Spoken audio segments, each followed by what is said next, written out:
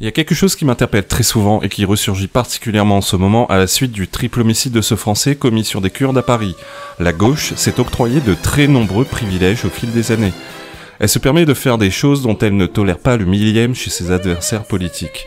La gauche a le droit de se prétendre féministe, mais envisage la réintégration politique de son député Adrien Quatennens, alors que ce dernier a été condamné pour violence conjugale et harcèlement envers sa future ex-femme.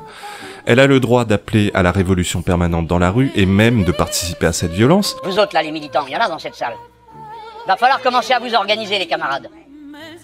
Parce que nous, à Marseille, on a dû y aller avec des méthodes impactantes. Mais ne tolère pas une menace d'extrême droite qui n'existe que dans sa tête. Attention, il ne s'agit pas ici de nier l'existence d'une quelconque idéologie d'inspiration néo-nazie en France, mais tous les observateurs les plus sérieux nous expliquent qu'il s'agit de cas isolés, marginaux, peu structurés ou organisés, qui au final ne représentent qu'une menace très limitée. Pour preuve, d'une part, ils se font toujours choper soi-disant avant de passer à l'acte, d'autre part, il n'y a jamais aucune preuve concrète de cette soi-disant menace. Pas de vidéo, rien. Oh, eh ben voyons. Ce qui me laisse assez dubitatif à une époque où tout le monde a une caméra dans sa poche. La gauche a le droit de traiter la police nationale de factieuse, alors même que son champion au présidentiel a lui-même été condamné pour rébellion envers les forces de l'ordre. La République, c'est moi!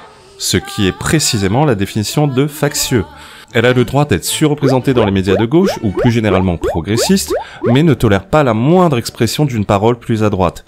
Un peu de visibilité pour la droite, c'est déjà trop de visibilité. Elle a le droit de poser fièrement aux côtés de groupuscules violents d'extrême gauche, mais ne tolère pas qu'il puisse y avoir dans les rangs de la droite de simples sympathisants d'ultra-droite qui n'engagent en rien la responsabilité de ceux qui suivent. La droite n'a pas le droit de pointer du doigt la diversité et ou l'islam quand des centaines de Français sont tués par ces derniers dans des attentats terroristes, sans compter tous ces crimes et délits du quotidien auxquels on s'est malheureusement habitué. La gauche, pendant ce temps, a le droit d'amalgamer, de pointer du doigt l'extrême droite, quand un mec isolé pète un plomb et tue 3 Kurdes. Et vous étonnez pas si demain vous entendez au détour d'une manifestation « Les blancs tuent, les cons, ça ose tout ». Pourtant, les assassins issus de la diversité ont très souvent un lien plus ou moins étroit avec l'extrême gauche.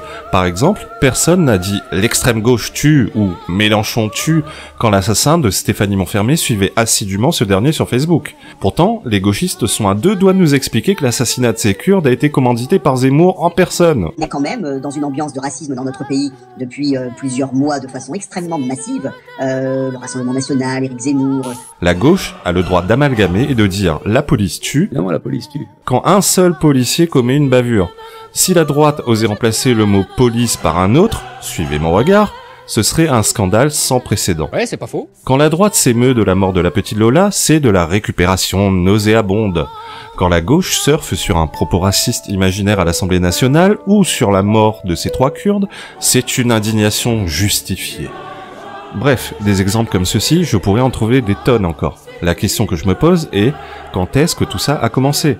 Qui a décidé un jour que ce serait la gauche qui déciderait des règles de ce qui est tolérable et ce qui ne l'est pas ? Qui a décidé que ce serait la gauche qui distribuerait les cartes ? À bientôt.